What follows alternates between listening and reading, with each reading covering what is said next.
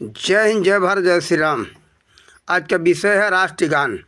देखा जाए तो अपने देश में राष्ट्रगान लोग मानते हैं जनगण मन अधिनायक को, लेकिन वास्तव में यह राष्ट्रगान नहीं है। देखा जाए वास्तव में राष्ट्रगान है वंदे मातरम। आप लोग उसको सुने और जो राष्ट्रगान का वास्तविक अर्थ है वो भी ढूंढ करके किसी वीडियो को हम आप लोग को डाल देंगे। वास्तविक अर्थ आप लोग देख लें। वैसे एक विचार रखने वाले का हमने सुना, लेकिन वास्तव में उसका अर्थ भी घूम घुमा करके जर्ज पंचम के तरफ ही जा रहा है कि उनका गुण ही रविंद्रनाथ टैगोर ने किया है। लेकिन घुमा करके उसने समझाया है कि रविंद्रनाथ टैगोर ने भगवान का गुणगान किया है, लेकिन आखिर भगवान का गुणगान किया तो जर्ज पंचम के आने पर ही क्यों ये राष्ट्रगान बना करके उसके सम्मान में गाया जाए, चाहे भगवान का। तो भगवान का गुणगान तो कभी भी कर सकते, लेकिन उसी के सम्मान में क्यों। और भगवान के अगर गुणगान है तो सब समय में होता है, फिर 26 जनवरी या 15 अगस्त को ही क्यों। ये हमारा कहने का मतलब है। तो आप सब लोग ध्यान से सुनना और विचार करना। और वास्तव में हमारे समय से वंदे मातरम जो है, हमारी मातृभूमि का वंदना, वही राष्ट्रगान होना चाहिए। वास्तविकता ये है।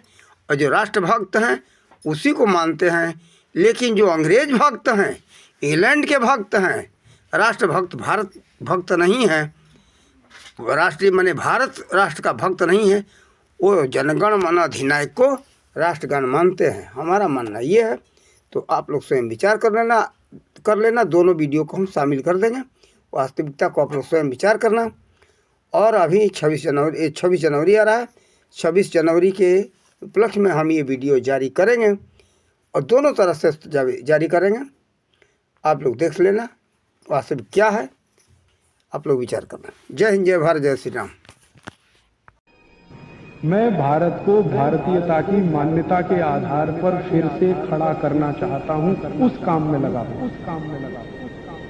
एक गाना गाते हैं हम, जनगण मन अधिनायक जय। ये अंग्रेजों के लिए गाया था हमने, ये हमारा गाना थोड़ी है। एक अंग्रेज आया था इस देश में, उसका नाम था जॉर्ज पंचम, जॉर्ज फिफ्थ। 1911 में आया, 27 दिसंबर को कलकत्ता में आया। तो उस समय उसके स्वागत के लिए गाना लिखा रविंद्रनाथ टैगोर ने। वो यही गाना है, जनगण मन अधिनायक जय, भारत भाग्य विधाता। माने भारत का भाग्य विधाता कौन? जॉर्ज पंचम। उसकी जय जयकार कर रहे हैं, जनगण मन अधिनायक जय, भारत भाग्य विधाता। फिर पंजाब, सिंध, गुजरात, मराठा, द्राविड़, उत्कल, बंग, भारत का जितने भी राज्यों का समूह है, पंजाब, सिंध, गुजरात, उनकी तरफ से कह रहे हैं, तब शुभ नामे जागे, तुम्हारा नाम पूरे संसार में हो। तब शुभ आशीष मांगे, तुम्हारे लिए भगवान से हम दुआएं मांगते हैं। जनगण मंगलदायक जय, भारत भाग्य विधाता। तुम्हारा मंगल हो, तुम्हारी जय हो, क्योंकि तुम हमारे भाग्य विधाता हो। ये गुलामी का गाना है, अंग्रेजों के राजा की चाटुकारिता के लिए गाया हुआ गाना है, उनकी प्रशंसा के लिए गाया हुआ गाना। जॉर्ज पंचम को जब ये गाना सुनाया गया, उसके समझ में नहीं आया, क्योंकि ना उसको संस्कृत आती थी ना बांग्ला आती थी। तो उसने कहा इस गाने का भाषांतर करके मुझे अंग्रेजी में सुनाओ। तो उसका भाषांतर जब उसको अंग्रेजी में सुनाया, वो बहुत खुश हो गया। उसने कहा कि मेरे देश में मेरी कोई इतनी प्रशंसा नहीं करता है, भारत में मेरी इतनी प्रशंसा करते हैं। उसने कहा मेरी बीवी ने कभी मेरी इतनी प्रशंसा नहीं की, ये भारतवासी तो उससे भी ज्यादा कर रहे हैं। फिर उसने पूछा किसने गाना लिखा, तो बताया गया रविंद्रनाथ टैगोर ने लिखा। तो उनका नाम वाम सब ले गया, और वो व्यक्ति नोबेल प्राइज देने वाली कमेटी का चेयरमैन था। तो रविंद्रनाथ टैगोर को इनाम में नोबेल पीस प्राइज उसने दे दिया। लिटरेचर का नोबेल प्राइज ऐसे मिला, लो रविंद्रनाथ टैगोर। अंग्रेजों की चाटुकारिता की, उनकी गुलामी की, तो उन्होंने इनाम दे दिया। और उस इनाम को छाती से लगाकर रविंद्रनाथ टैगोर रखे रहे। महात्मा गांधी ने उनको इतना कहा कि ये वापस कर दो, ये गुलामी की निशानी है। रविंद्रनाथ टैगोर ने कभी वापस नहीं किया, उस समय भी नहीं किया। जब अंग्रेजों ने जलियांवाला बाग हत्याकांड कर दिया ना 1919 में, सारे हिंदुस्तानियों ने राय बहादुर की पदवी वापस कर दी अंग्रेजों को। रविन्द्रनाथ टैगोर ने ये इनाम वापस नहीं किया, वो रखा हुआ है अभी भी। लेकिन भला हुआ कुछ चोर उसको चुरा ले गए, अब वो मिल नहीं रहा है। मुझे तो बड़ी खुशी है, अच्छा हुआ, वो गुलामी का चिन्ह तो गया।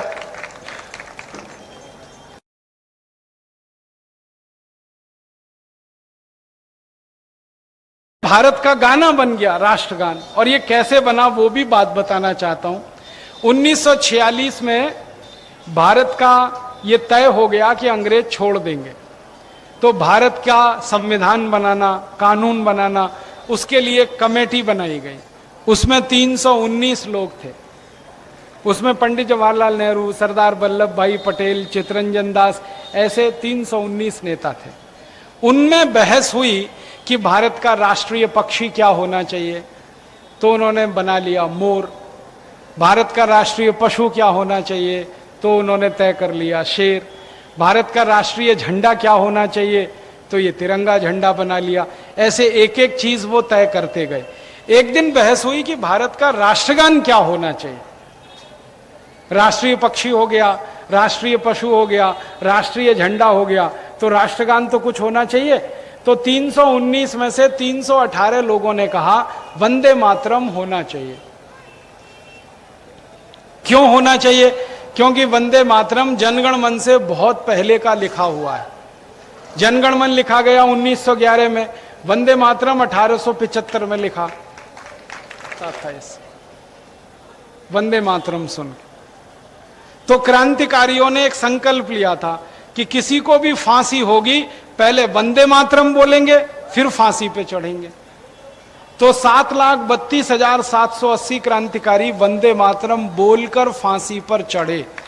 इसका माने क्रांतिकारियों का गाना है वंदे मातरम, लोगों का गाना है वंदे मातरम। तो 318 लोगों ने तय किया 1949 में कि वंदे मातरम होना चाहिए राष्ट्रगान। पंडित नेहरू ने इसका विरोध किया। वो अकेले आदमी थे जिन्होंने विरोध किया। और विरोध का कारण क्या था? पंडित नेहरू ने कहा कि ये वंदे मातरम जो गाना है ये विदेशी ऑर्केस्ट्रा की धुन पर बजता नहीं है, इसलिए इसको नहीं होना चाहिए। और जनगण मन विदेशी ऑर्केस्ट्रा की धुन पे बहुत अच्छा बजता है, इसलिए इसको राष्ट्रगान होना चाहिए।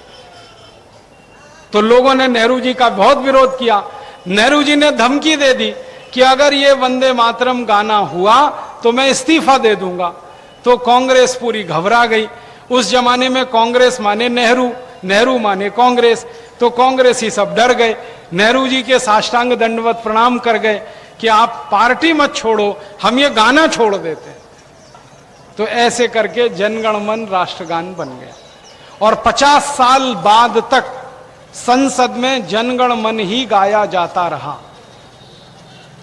फिर संसद में एक बहुत बड़ा अधिवेशन हुआ 1997 में, हमारी आजादी के 50 साल का स्वर्ण महोत्सव। उसमें संसद में बहस हुई कि हम वंदे मातरम को अगर संसद में नहीं गा सकते तो ये सारा पाखंड करने का कोई मतलब नहीं है, क्रांतिकारियों के फोटो संसद में लगाने का कोई मतलब नहीं है, उनकी शहादत का कोई मतलब नहीं। तब संसद ने स्वीकार किया कि गलती हुई है, वंदे मातरम गाया जाना चाहिए। तो अब संसद में वंदे मातरम गाया जाता है, लेकिन जनगण मन भी गा लेते हैं। तो संसद ने अभी स्वीकार किया। बाद में सुप्रीम कोर्ट में इस पर एक मुकदमा हुआ, और उस मुकदमे में सुप्रीम कोर्ट ने यह फैसला किया कि जनगण मन भारत का राष्ट्रगान नहीं है, इसलिए कोई व्यक्ति इसे नहीं गाता है तो उसको दंड नहीं दिया जा सकता। ये उसकी इच्छा है, ये उसकी अपनी व्यक्तिगत चॉइस है। सुप्रीम कोर्ट ने भी मान लिया। अब सुप्रीम कोर्ट ने मान लिया तो मैं कहता हूं आप भी मान लो। जब सुप्रीम कोर्ट कह रहा है तो आप भी मान लो इसको। आप भी वंदे मातरम ही गाया करो, क्योंकि भगत सिंह ने वही गाया था, चंद्रशेखर ने वही गाया था, अशफाक उल्लाह ने वही गाया था। अब ये कुछ लोग कहते हैं कि मुसलमान वंदे मातरम का विरोध करते हैं। कैसे कर सकते हैं? अशफाक उल्लाह को फांसी लगेगी थी तो वंदे मातरम ही गाया था उन्होंने, और अशफाक उल्लाह मुसलमान थे, 5 वक्त की नमाज पढ़ते थे, वो खुद वंदे मातरम गाते थे। अजीम उल्लाह करके एक मुसलमान थे, वो वंदे मातरम गाया करते थे 1857 की लड़ाई में और उसके बाद भी। तो ये तो कुछ लोगों ने जबरदस्ती वोट बैंक की पॉलिटिक्स इसको बना दिया। मुसलमान वंदे मातरम नहीं गा सकते ये तर्क देते हैं, लेकिन मुसलमान 2 शब्द इस्तेमाल करते हैं, मादरे वतन, उसका मतलब ही है वंदे मातरम। मादरे वतन माने मां भारती को वंदना, तो वंदे मातरम कह लो, वो भी मां भारती की वंदना है। उर्दू में मादरे वतन है, संस्कृत में वंदे मातरम है, फर्क क्या है इसमें? मैं तो मुसलमान भाइयों से कहता हूं कि मादरे वतन अपने शब्दकोश में से निकाल दो, फिर तो समझ में आएगा। जब वो है और उसका इस्तेमाल हो रहा है तो वंदे मातरम का भी हो सकता है। दोस्तों, सबसे पहले तो चैनल सब्सक्राइब करें, फिर लाइक, कमेंट और शेयर करें, और हाँ, हमारा एंड्रॉयड ऐप डाउनलोड करना ना भूलें।